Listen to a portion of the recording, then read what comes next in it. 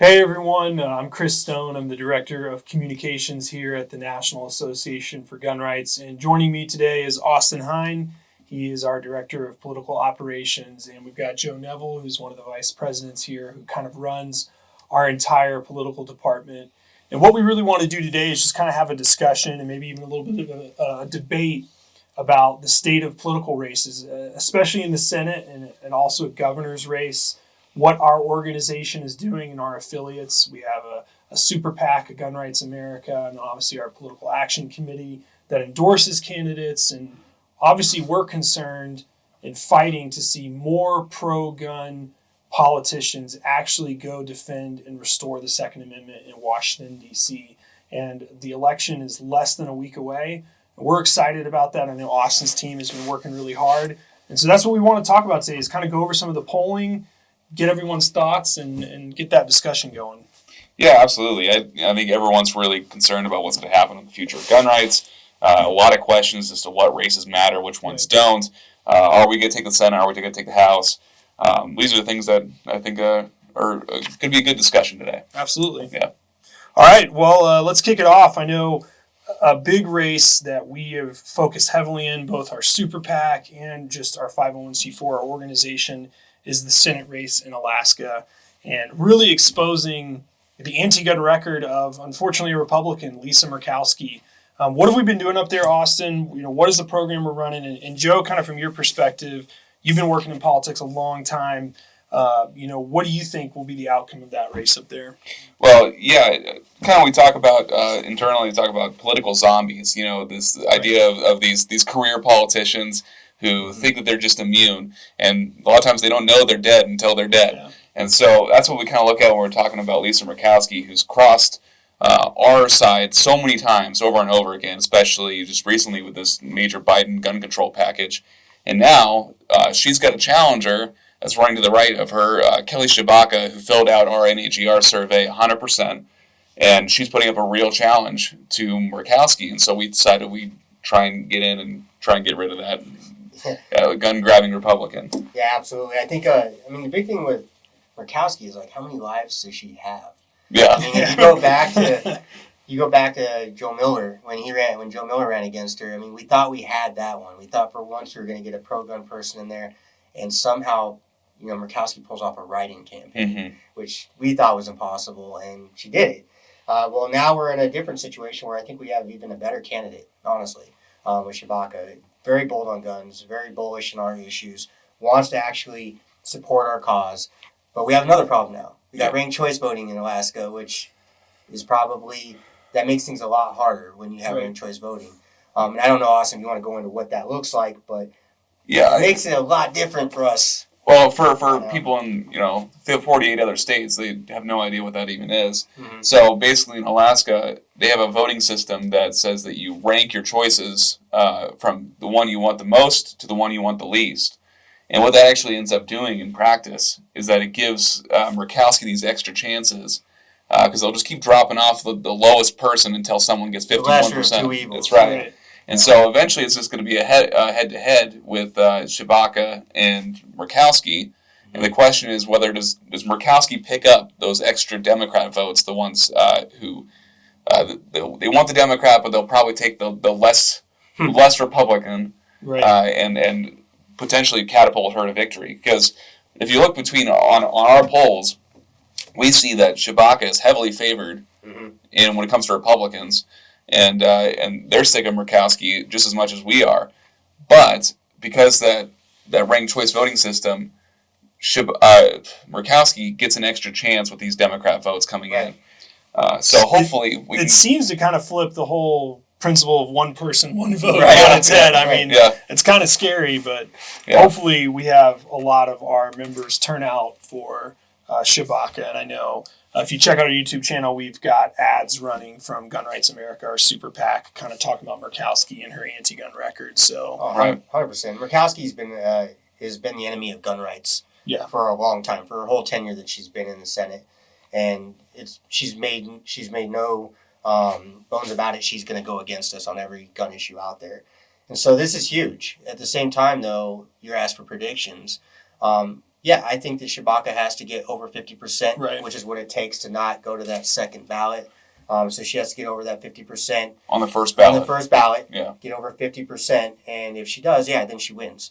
After that, it gets dicey. It's It dicey. gets real dicey. Yeah. In fact, I think personally, I don't know if Shabaka can do it. I hope I'm wrong. Right. But it's looking a little nasty when it comes to those second ballots. Yeah. This is new territory for all of us. That's right. And what we've learned in politics along the way, whether it's mail-in ballots, this ranked choice voting, sometimes this is just the environment you have to play in. Right. And when you have to play in that environment, we just need to be better as operatives, figure out how we can best navigate that, unfortunately.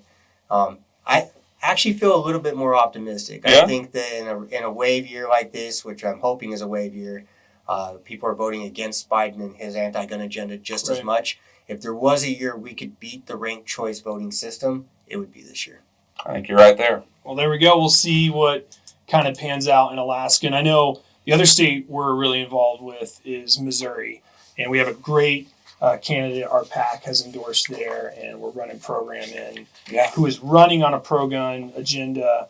Austin, can you tell us kind of what's going on in Missouri? Yeah, Eric Schmidt, who's running to replace a retiring Republican Senator Roy Blunt.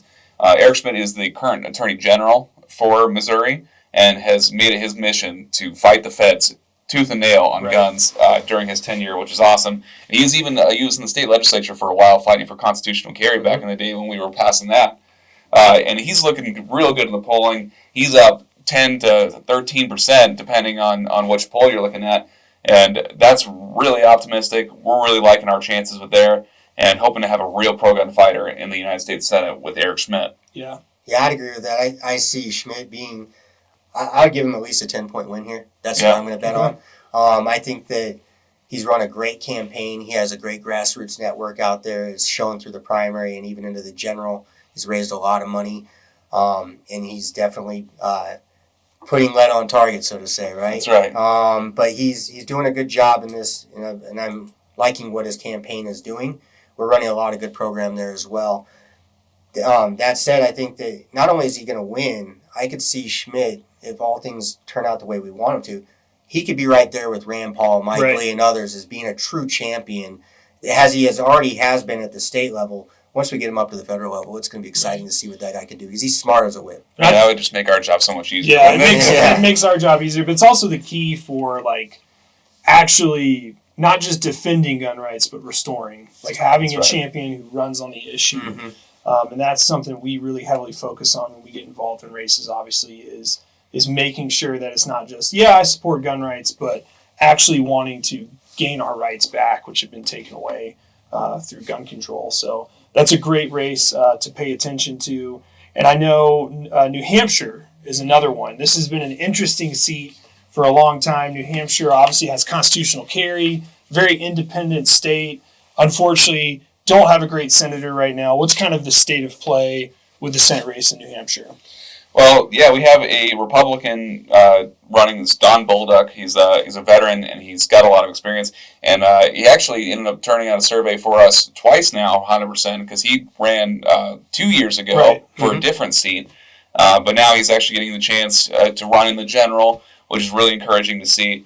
This has been a really interesting race because he was down significantly a month ago by more than 10 points, and we were thinking, well, man, maybe New Hampshire's just a lost cause, but he just keeps surging and surging. He's just that guy who just keeps pushing the narrative and pushing the level, and so that's actually a competitive race now. In fact, Trafalgar, which is a pretty reliable polling site, has him up one over. Wow. Which is crazy, and Maggie Hassan, the current incumbent, is a Democrat, and she's voted for everything Right. you can name of, and she's a big supporter of Feinstein's gun ban. Right.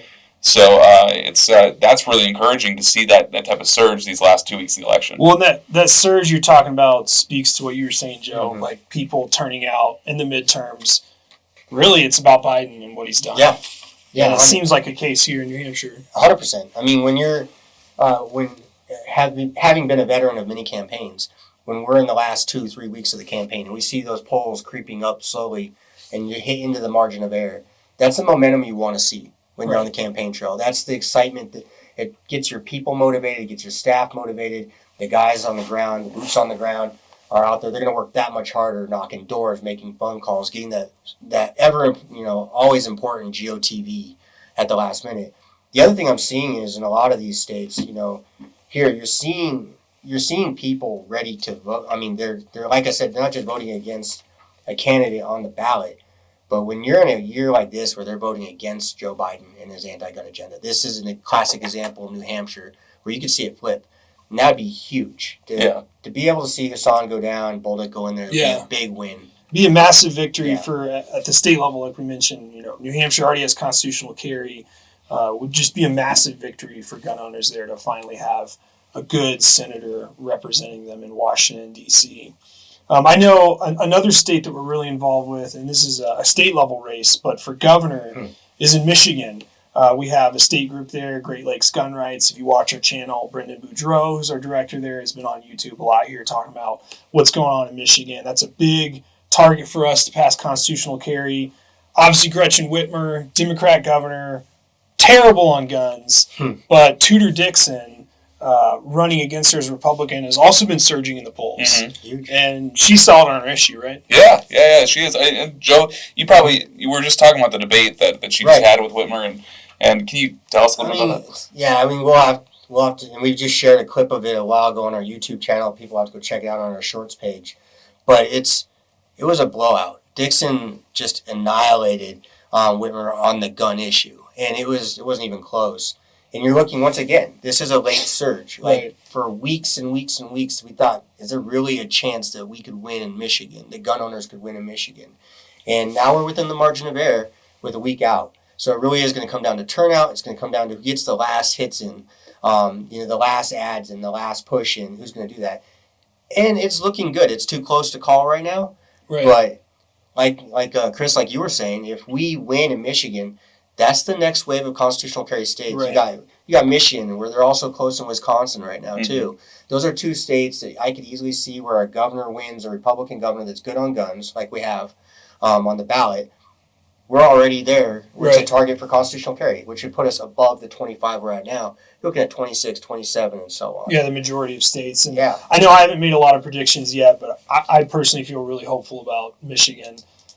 There's something in me that believes Tudor Dixon's going to kind of grind it out, and the work that Great Lakes Gun Rights is doing there. I know their PAC is involved. Knock on wood. Don't want to jinx this, but I have a good feeling about Michigan. Kind of going back to the Senate, we're also involved in Arizona.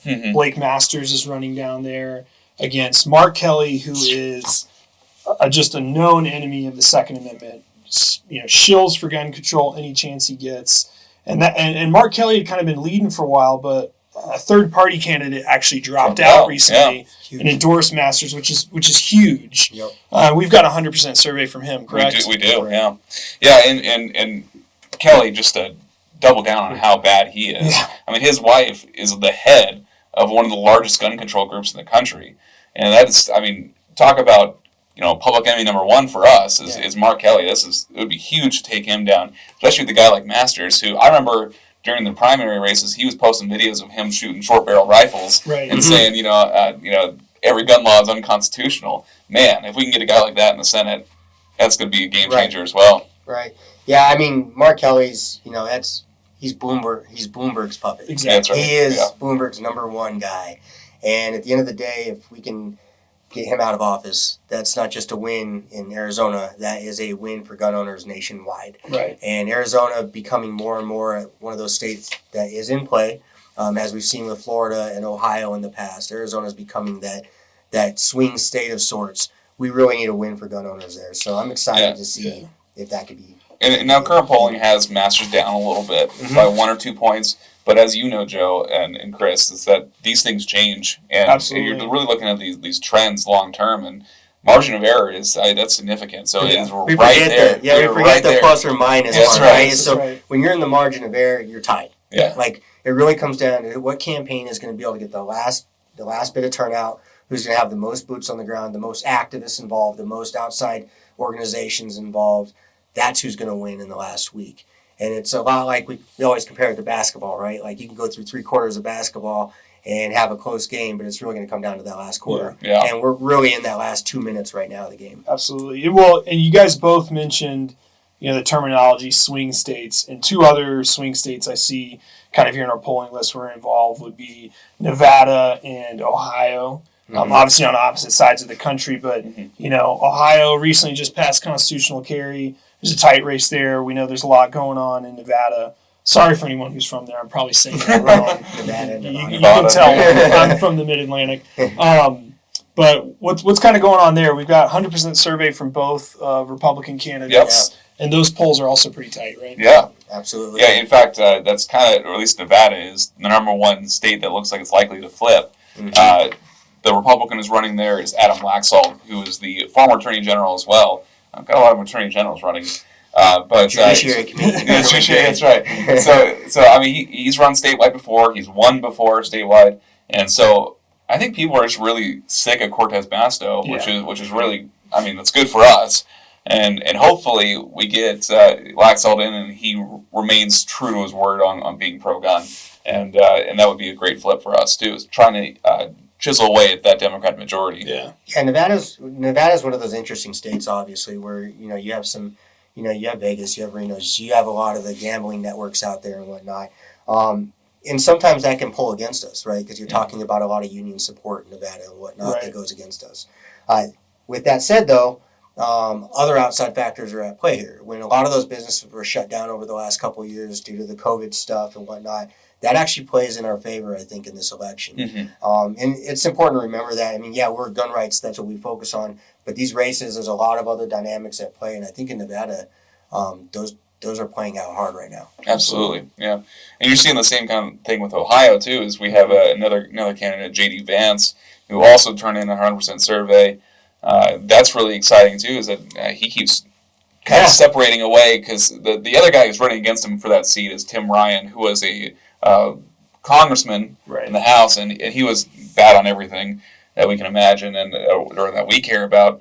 And that's he was getting cocky there for a bit. The Tim Ryan thing is he's going to flip Ohio, but he had me nervous. I mean, I was watching this stuff, and I'm like, oh man, Vance is, he came out of that primary, and I wasn't so sure how it would work out, and gets out of the primary, and then all of a sudden he's down, and you see Vance dropping, and I'm like, this isn't looking good for us. And just like we said before, that's these late surges, and now all of a sudden you're seeing Vance take off at the right time, and it's all about when they take off, and this is perfect timing for it. Absolutely. The latest polls I've seen in Ohio have him up 4, which is great. It's great, and I'll put a bet on that one. I think he's gonna win by 6 or 7.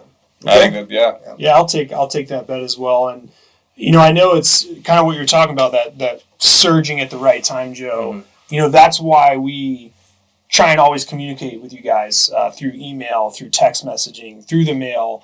I know sometimes it might seem like a lot, but we want to get the message out there to as many people possible, and for you to be able to tell people, your friends, your family, to turn out to vote or to call a member and get involved in the grassroots lobbying. Because when that surge happens, when we pile on the pressure, that's where we see the tides turn and victories happen. And we're at a critical juncture in our country where we need to take back our government. We need pro-Constitution, pro-gun Americans representing us in Congress. And kind of the last two states that I have here on my list, shifting back to the Southeast, would be Georgia and North Carolina, where I know we have a 100% survey from Ted Budd, who's running in North Carolina, and then 100% survey from Herschel Walker in Georgia.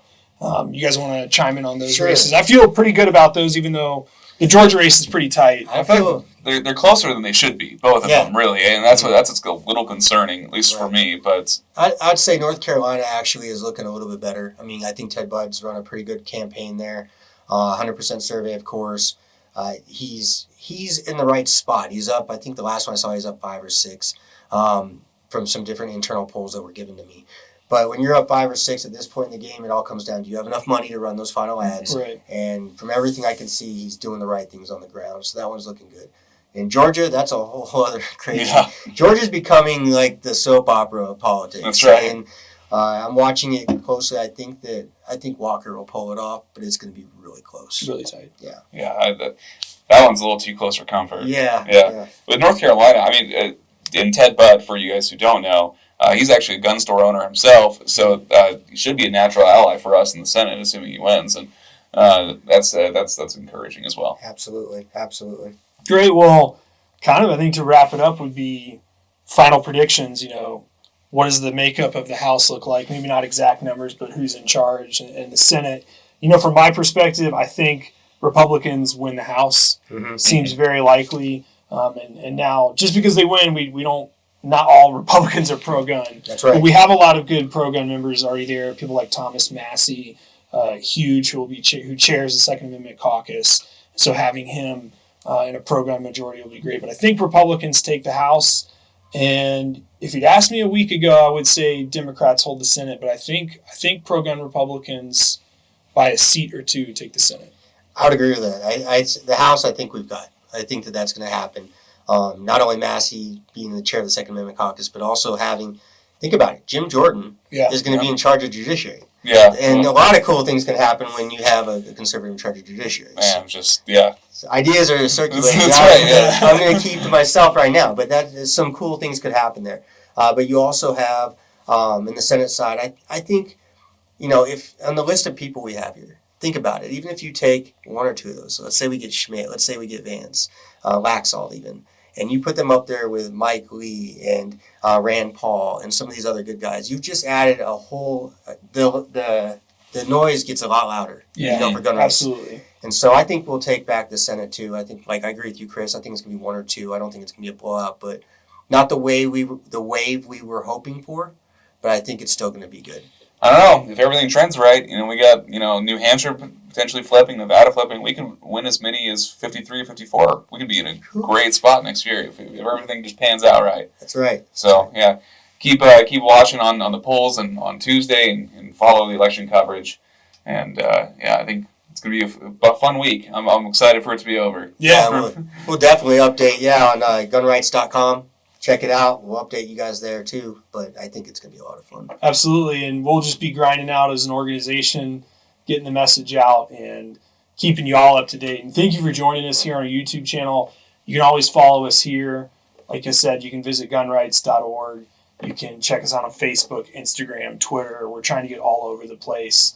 Let your friends know what's going on. Tell them to become a member and supporter of the National Association for Gun Rights, where we are standing up for the Second Amendment and defending freedom and reclaiming our rights back, which have been taken away. And the way that we do that most effectively is with grassroots activism, normal Americans getting involved in the fight. So thanks for watching. Thanks for being a supporter of the channel. And we look forward to working with pro-gun activists in the future. Yeah, make sure you like and subscribe for more updates.